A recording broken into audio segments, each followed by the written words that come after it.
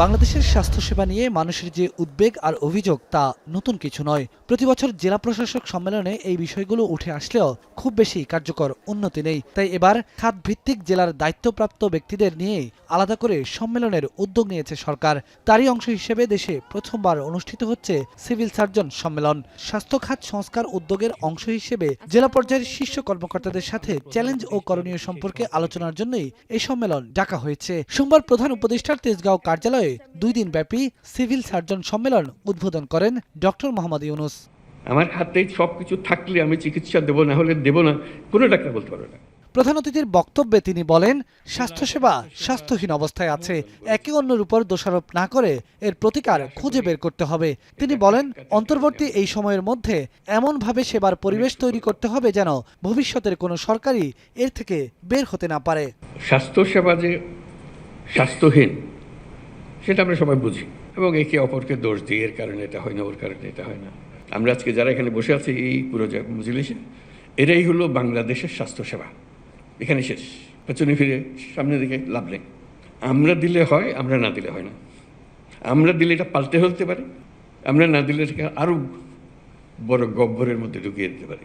এমন প্যাচ কষে দেবো, কোনো সরকারের সাধ্য নেই এটা থেকে বেরিয়ে আসে।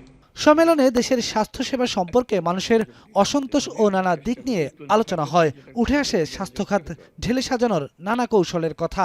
মাঠ পর্যায়ের অভিজ্ঞতার ভিত্তিতে সমস্যা ও সংকট তুলে ধরেন 64 জেলার সিভিল সার্জন। প্রধান উপদেষ্টা বলেন, সেবায় আরও মনোযোগী হলে যা আছে এর মধ্য থেকেই পরিবর্তন আসবে। আমরা একটু মনোযোগ দিলে, আমাদের নিজেদের চিন্তাটাকে সেভাবে গড়ে তুললে, এই যা আছে এর মধ্যে থেকে একটা বিরাট পরিবর্তন আমরা আনতে পারি। জেলার স্বাস্থ্যসেবা কাঠামোকে আরও শক্তিশালী করার পদক্ষেপ শুরু হবে এই সম্মেলনের মাধ্যমে। এক্ষেত্রে চিকিৎসকদের প্রতি প্রধান উপদেষ্টার আহ্বান, যে কোনো অবস্থাতেই চিকিৎসা দেওয়ার মানসিকতা থাকতে হবে। আমি একদম নিশ্চিতভাবে বলতে পারি স্বাস্থ্যসেবা 25% ভালো হয়ে যাবে। শুধু এটুকু চিন্তা করে আমরা ইচ্ছে ভালো করবো, এর মধ্যে করবো। সম্মেলনে 13টি মন্ত্রণালয়ের 11টি কার্য অধিবেশন হবে। অধিবেশনগুলোতে খোলামেলা আলোচনা হবে স্বাস্থ্য খাতের সমস্যা ও উন্নয়ন নিয়ে। বাল্যবিয়ে প্রতিরোধ, গ্রামীণ স্বাস্থ্যসেবা নিশ্চিত, টিকা কার্যক্রম, জনবল সংকট, অবকাঠামোগত সমস্যা, বাজেট বরাদ্দের স্বচ্ছতা ও জবাবদিহিতার বিষয়টি রয়েছে আলোচনা টেবিলের এজেন্ডায়।